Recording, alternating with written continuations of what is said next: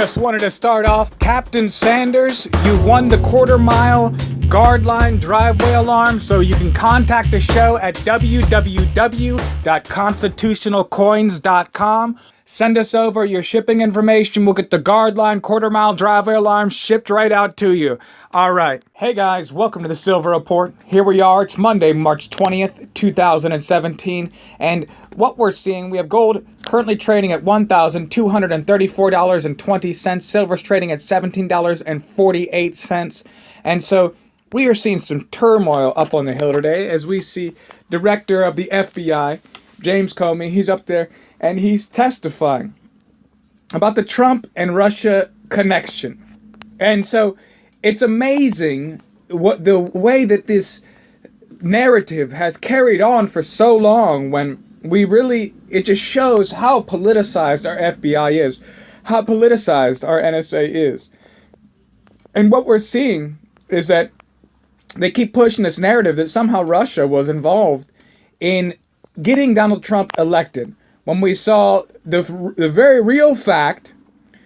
For example, the information that is released about Hillary Clinton, where her emails, let's say, peradventure, that her emails were hacked by Russia and delivered onto WikiLeaks. And we're ignoring a simple fact, is that the emails on a private server by a federal government employee of classified information is a felony, that it is illegal.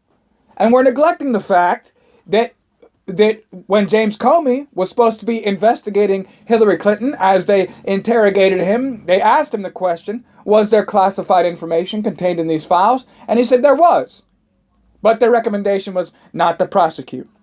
And now, for some strange reason, he left James Comey in charge of the FBI when Donald Trump was elected. And now here we are, and they're interrogating him over the fact whether he has connections and ties to Russia. There is this controversy that they're discussing about the wiretapping of Trump Tower. And of course, they want to chime in there and saying, we know that there was not a physical wiretap at Trump Tower. And they're neglecting the fact that the NSA, we just saw during Vault 7, this release from the CIA, that they now had the capability not only to listen to your phone calls, because they've had that a long time, but now to go into your TV and your computer and plant programs that make your computer seem like it's off, and then have it still on and activated, and use your microphone and be able to extract all of the information from your personal home. And now somebody who's running for president, when the government's under control of a dictator from the opposite party who does not desire you to be put into place, this is exactly why they hid the debt ceiling meeting. This is exactly why they did so much. Even Barack Obama was out campaigning for Hillary Clinton this campaign season, and it's completely ludicrous to believe that there was not a wiretapping. There absolutely was, as there is on every United States citizen that they desire. The only limitation to their wiretapping capabilities is the ability to process it, which that is exactly what the revelations from Edward Snowden were, that they have developed software to be able to process, to organize into different databases and classify through keywords that are spoken in conversation, so that they can categorize people who are speaking over their phones into different categories, and it can be isolated to whatever conversation they want to look for.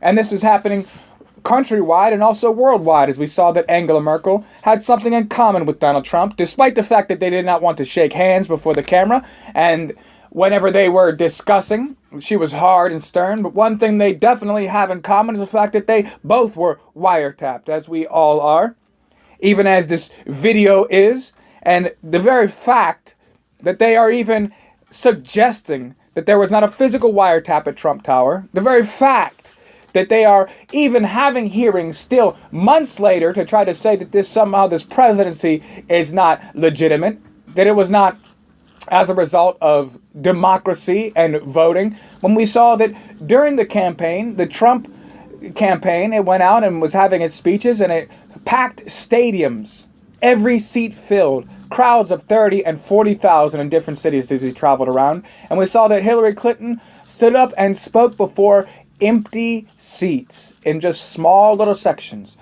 Even with Beyonce, a normal concert for Beyonce is packed to the entire auditorium. And she gave away free concerts and she couldn't even fill the seats for Hillary Clinton. And so it's just this highly politicized, highly backdoor politics where they're coming up and even having this discussion where they're trying to interrogate, and this is just a word that they use, is Russia. As we saw that Senator John McCain just came out and accused Rand Paul of being in collusion with Russia whenever they don't agree with the narrative or the operation that they want to push. And so this is a stunning development that we see. And what we really want to know is, where is the unbiased and fair and flat FBI? Who's going to be able to rein in these government officials if their only focus is coming from a source that is not connected with the people, but is coming from an ulterior source, an ulterior motive, because this is a narrative they're pushing on the news?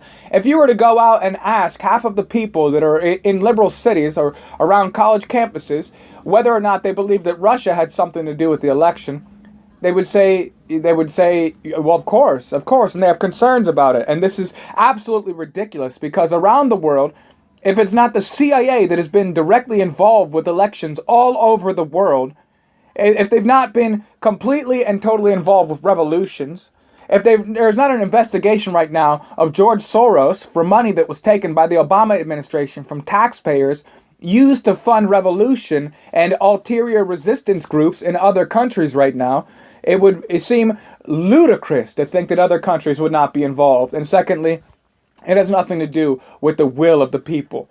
Getting those emails is not the same as what is in those emails, because this is a question that nobody wants to bring up, because when it was time to investigate over the content of the emails containing classified information, despite the open admission before the court that there was classified information, there was no suggestion of indictment. All right, thank you guys for joining me here on the Silver Report. If you like the content, be sure to subscribe, like the videos, share the videos. I thank you guys all so much for stopping by. As always, stay safe.